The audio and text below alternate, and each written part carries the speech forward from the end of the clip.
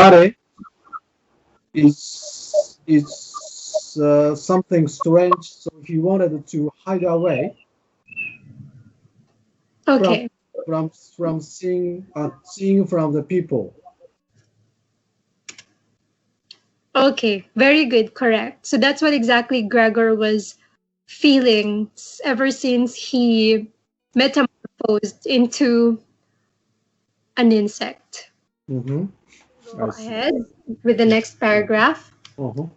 Although Gregor kept reassuring himself that nothing out of the way was happening, but only a few bits of furniture were being changed around. He soon had to admit that all this uh, trotting to and fro uh, of the two women, their little e- ejaculations, ejaculations and the scraping of furniture along the floor affected him like a vast disturbance coming from all sides at once. And however much he stuck in his head and legs and cowered to very floor, he was bound to confess that he would not be able to stand it for long. They were clearing his room out, taking away everything he loved. The chest in which he kept his fret his fret, saw, and other tools was already dragged off. They were now losing the writing desk, which had almost sunk into the floor. The desk at which he had done all his homework, and when he was at the commercial academy, at the grammar or school before that, and yes, even at the primary school, he had no more time to rest in weighing the good intentions of the two women, whose existence he had by now almost forgotten, for they were so exhausted that they were laboring in silence, and nothing could be heard but the heavy scuffling of their feet. Mm-hmm. Right. Uh, Here, So this yes. paragraph confirms Gregor's feelings toward the movements Mm-hmm. earlier, that Gregor was feeling uneasy of these changes because they were dragging away the things that were the things where he loved the most, where he does the things that he loved the most. Part of his Mm-hmm. identity that they were dragging away. Mm-hmm. So here, what does Mm-hmm. exactly the fourth sentence from the beginning? Uh, Mm-hmm. there are literal ejaculations. Ejaculations. What does it mean? Ejaculation, usually you'd encounter this in science, but in this usage, it was used as like little movements. Uh-huh. Yeah, Little movement. yeah. Oh. So this means like sudden discharge. The meaning of the word uh, of ejaculation means like sudden discharge. Uh-huh. You can also use this. You can also use this when pertaining to like emotions, a sudden surge of emotion. Oh. Oh, the literal descriptive function. So here, here still, Mm-hmm. I'm I cannot get clearly.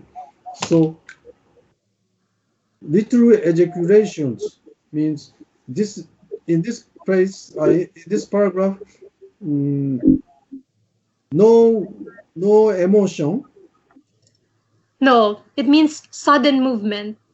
of sudden movement. Yes, yes. It pertains Ah, to the physical movement. so because women are in a way they don't have a strong muscle, so they cannot move the furniture Yeah, very quickly. well. Uh-huh. Mm-hmm. I see. That is very literature. Mm. In economics textbook or in your physics textbook, this kind of expression doesn't exist. Mm. Make us just confused. Mm. I see. Okay. Okay, so please go ahead. Mm-hmm. And so he rushed out. The women were just leaning against the writing desk in the next room to give themselves a breather, and 4 times changed his direction since he really did not know what to rescue first. Then, on the wall opposite, which was already otherwise cleared, he was struck by the picture of the lady muffled in so much fur and quickly pulled up to it and pressed himself to the glass, which was a good surface to hold on to and comforted his hot belly. This picture, at least, which was entirely hidden beneath him, was going to be removed by nobody. He turned his head towards the door of the living room so as to observe the women. Here, comforted his hot belly. So why his belly got the hot? Because he is uh, cro- uh, creeping on the floor. So that's why his belly getting hot. Yes, and also it gives emphasis because he was trying to cover the picture. So the picture fell down from the chest that the women were moving, and Uh-huh, then remember in the introduction of the book, um, uh-huh, mentioned about a picture of a woman uh-huh. with a fur. Oh, I see, I see. Yeah, so Uh-huh. can you visualize that? So it fell to the floor, and he was trying to cover that because why do you think is he trying to cover that? Oh, I forgot it. I What is can. the Uh-huh. So can you imagine what happened? So the picture is on the desk or Uh, on the table. It fell to the floor while uh, the two women, his uh-huh. mom and Greta, were moving his furniture. So the picture fell to the floor and he was covering it. He covered it. That's why there was like emphasis and comforted his hot belly. Hmm? So why do you think did he try to cover the picture? Ah, because that picture and his present figure are very different from each other. Mm. That's why he is ashamed of the present figure. No. So he was trying to cover that picture because it's still a reminder of who he was before, of his humanity. Yes, He, yes. right? Mm, That picture is dear to him, even if it's no one in particular, even if it's just a woman in an ad. mhm, So it's something that he cares for because that is something he made when he was still human. And he mm, was trying to cover that because he wanted to keep that part of him. mm, I see. He wanted to keep that part of him. Hmm. Yeah. Uh-huh. He, yes, so he wanted to be very complicated psychology. Him. Oh, I see. So, this is my turn. Yeah. They had not allowed themselves much of a rest and were already coming. Greta had twined her arm around her mother and was almost supporting her. Well, what shall we take now? Said Greta, looking round. Her eyes met Gregor's from the wall. She kept her composure. presumably, because of her mother, bent her head down to her mother to keep her from looking up, and said, although in a fluttering, unpre, pre, unpremeditated, unpremeditated, unpremeditated voice, "Come, hadn't we better go back to the living room for a moment?" Her intentions were clear enough to Gregor. She wanted to bestow her mother in safety and then chase him down from the wall. Well, just let her try it. He clung to his picture and would not give it up. He would rather fly in great face. Just her try. He clung to his picture and he would not give it up. Well, how would be the living of the woman? Her intentions were clear enough to Gregor. She wanted to bestow her mother in safety. She kept her composure because her mother bent her head down. Her eyes met Gregor.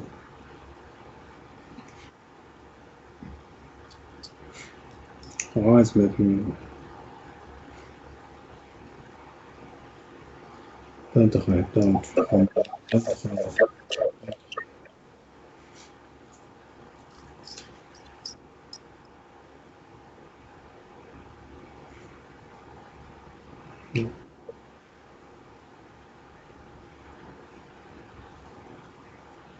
So, especially her mother tried to move away furniture, and she was afraid.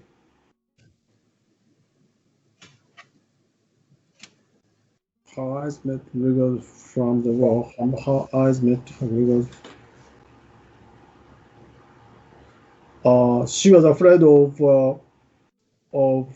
Gregor's figure, changed figure. But she felt awful to stay to see the Gregor's figure.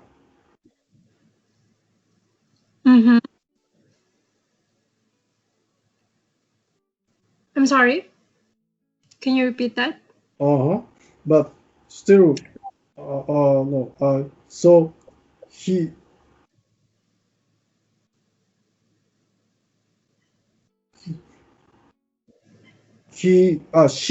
her mother, his mother, tried to keep away from his son, and she had repulsion, disgusting to her son's present figure. So shocked. And daughter was between Gregor and her mother, like a middleman. Yeah. You'd rather fly Gregor's. Greta was acting like a middleman between Gregor and his mother.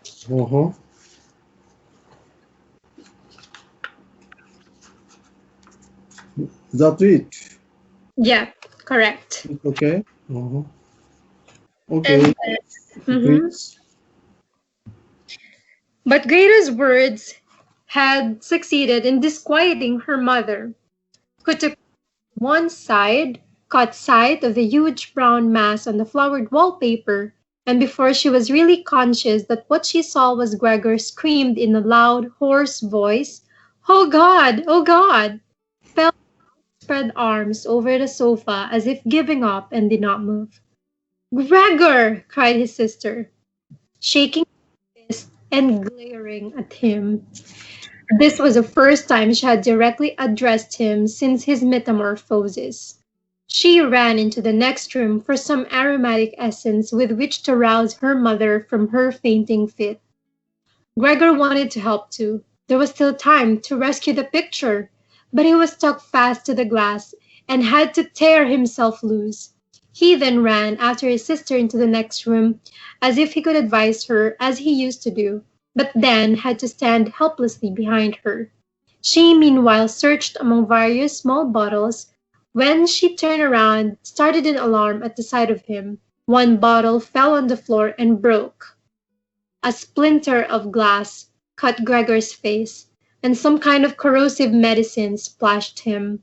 Without pausing a moment longer, Greta gathered up all the bottles she could carry and ran to her mother with them. She banged the door shut with her foot. Gregor was now cut off from his mother, who was perhaps nearly dying because of him. He dared not open the door for fear of frightening away his sister, who had to stay with her mother. There was nothing he could do but wait. And harassed by self-reproach and worry, he began now to crawl to and fro over everything, walls, furniture, and ceiling, and finally, in his despair, when the whole room seemed to be reeling around him, fell down onto the middle of the big table. That's disgusting. Yes. Can you imagine what he did? It's a messy atmosphere. Yeah. Hustle bustle, too hustle bustle. Yeah, he was panicking. Huh? What? He panicked. Panicking. Yes. Yeah, he panicked after seeing his mother faint. Mm-hmm. Know what to do. Mm-hmm. Oh, aromatic essence with which to rouse her mother from her fainting fit. Uh-huh. Aromatic essence means when somebody faint, just cheer up, cheer up the some medicine getting to nose. Yeah. Aromatic essence. Yeah, so it's something. It's like a form of essential liquid where you smell it just like to wake you up from fainting. Uh-huh. The strong smell, strong essence. Yes. Acid. Probably acid. It could be an acid, yes. But I was thinking, I imagine it could be ammonia. It could be tea tree oil. I'm thinking about that. It could be types of essential oil. I see. So now, may I continue? Yes. A little while elapsed.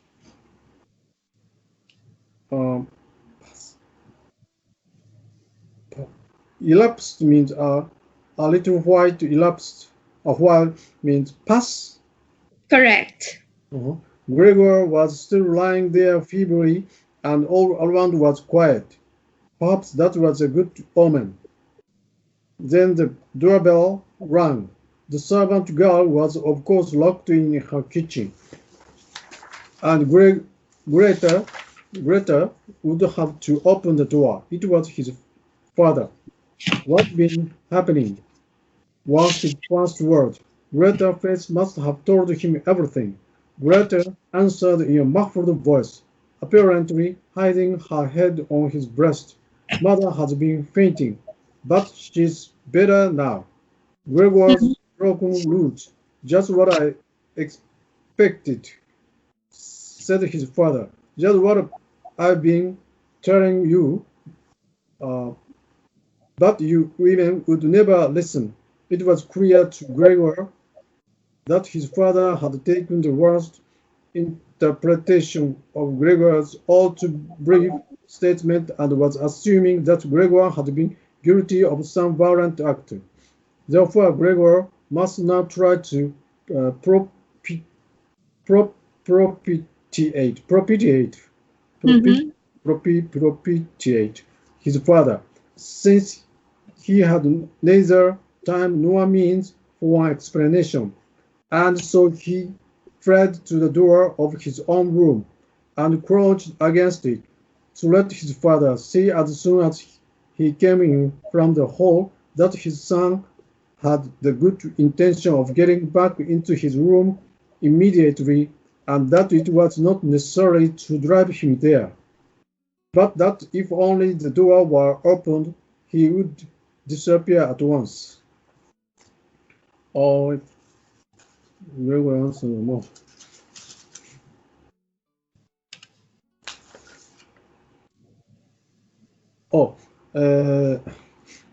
From this paragraph, the second sentence, good omen.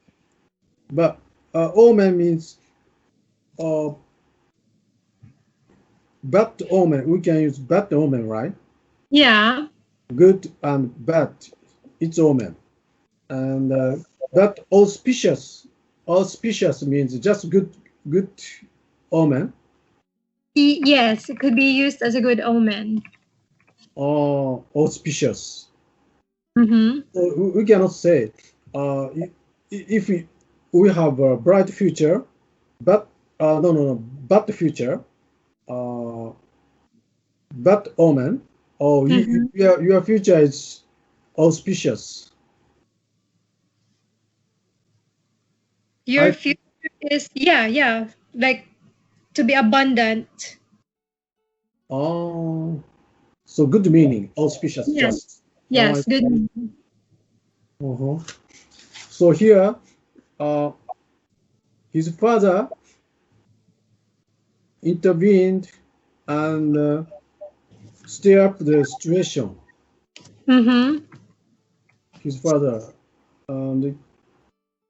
So when his father got involved, was it more complicated or become simpler?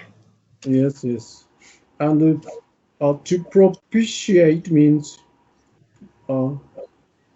mitigate. Yes. To soothe. Not right. It was clear that we have taken the worst interpretation.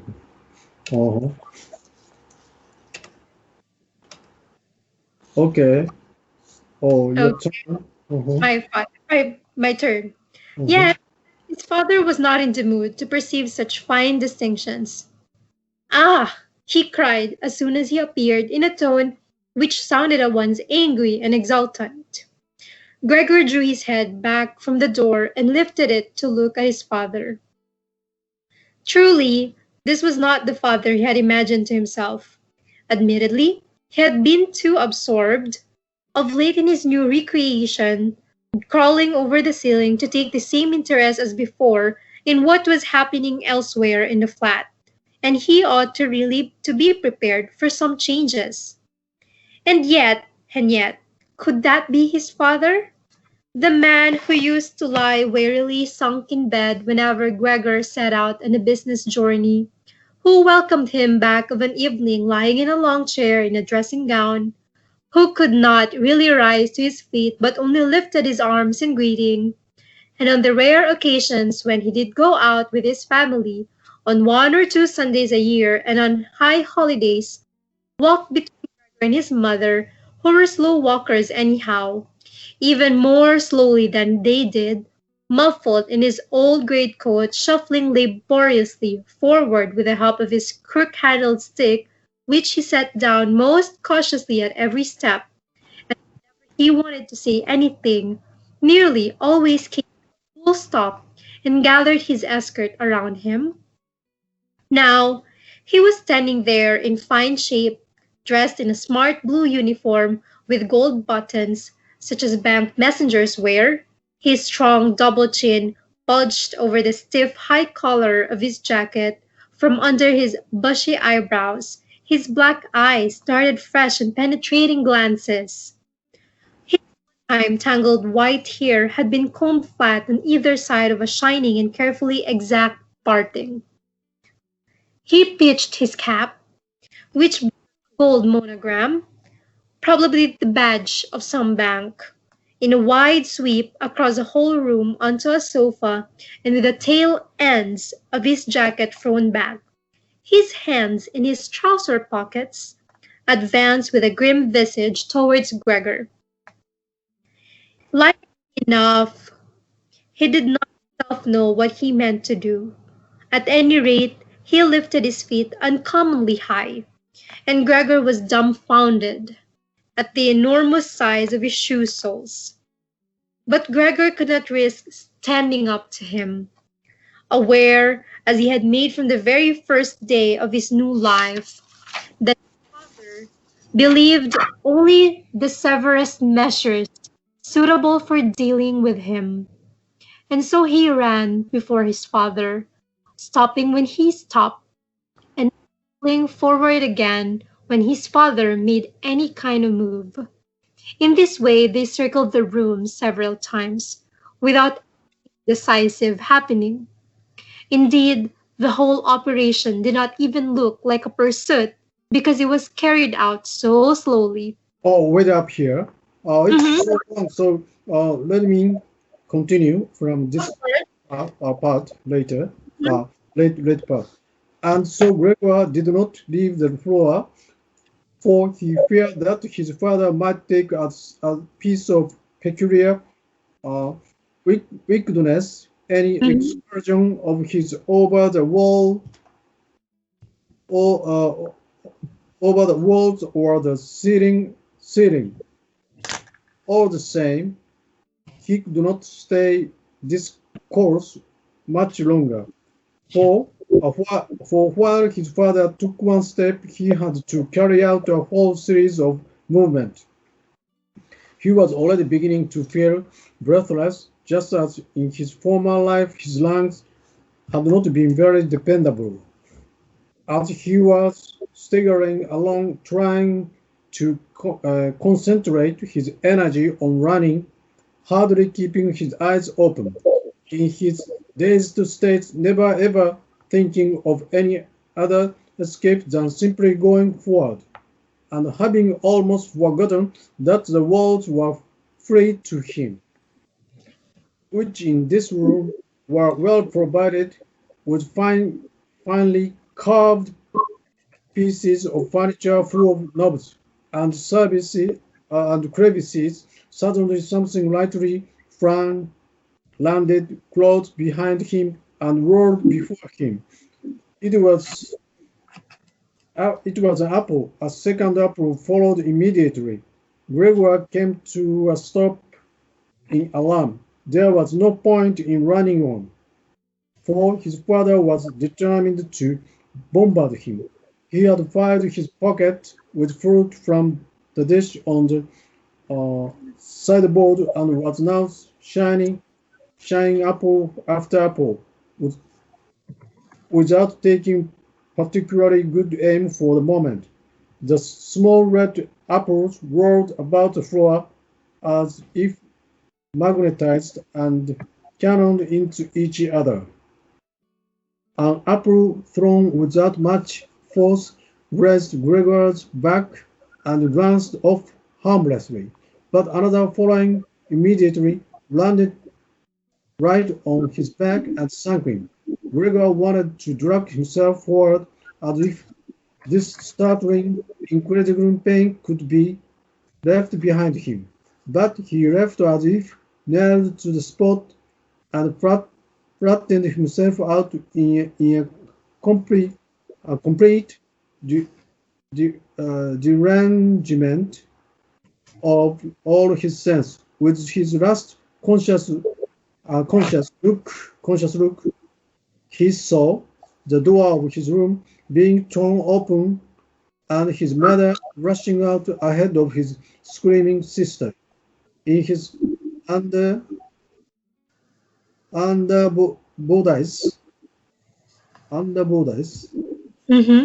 for her daughter had loosened her clothing to let her breathe more freely and recover from his swoon.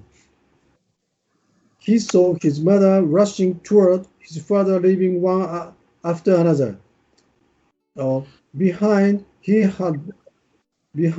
her on the floor, her loosened petticoat, stumbling over the petticoat straight to his father and embracing him in complete union with him. But there Gregor's side began to fail, with her hand grasped round his father's neck as she begged for her son's life. Oh, oh, did not read the word. So lastly here, she begged for her son's life means his father tried to kill him. His father tried to kill his son. Not really kill, but like out of surprise, it was his impulse, it was his instinct to act on what happened. So, what do you think did his father feel upon seeing the situation right home?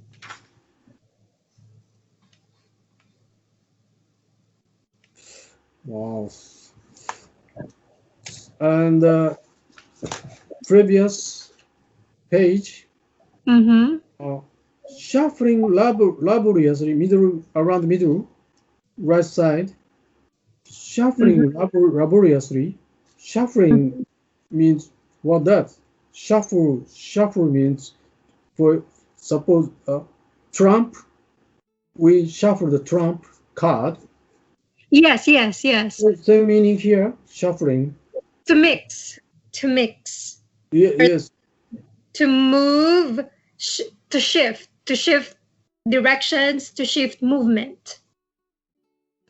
Here, muffled in his old great coat, shuffling means what? Holding? To like shuffle, like when, for example, when you're holding a very heavy item, you want to shuffle the force of holding the item. So maybe sometime you want to use your left hand, and then the other time you would want to use your right hand. So you're shuffling your heavy item with your hands because it's heavy. Shuffling, so like to shift the movement, to shift your manner. Oh, so like this way, shuffle. Oh, yeah. When we got wrinkles and we extend, shuffle means extend, flat. Yeah. Oh, I see. And here, and I don't understand. Oh, the last page, around the middle, just as his former life, his lungs. What does it mean, former life, his lungs? Former life. He was beginning to feel breathless, just as in his former life, his lung. Former life means when he was human being. Yeah, he was pertaining to that when he was still a human. Oh, I see. And under bodies, what does it mean? Petticoat, something. Tighten up the women's stomach, body. Yeah. So another bodies is like an underwear under a blouse or a jacket. So it's a wear, like upper wear that you wear. So it's a clothing that you wear under your main shirt or main jacket. Oh, including both those of them. Yeah. And here, Mm-hmm. when I read this one before, swan means fainted, Yes, correct. confusion, Correct. or ecstasy. Swoon means like in this usage to faint. Faint. Oh, but oh, but so you asked me when you asked me, my answer was wrong. Swan means faint.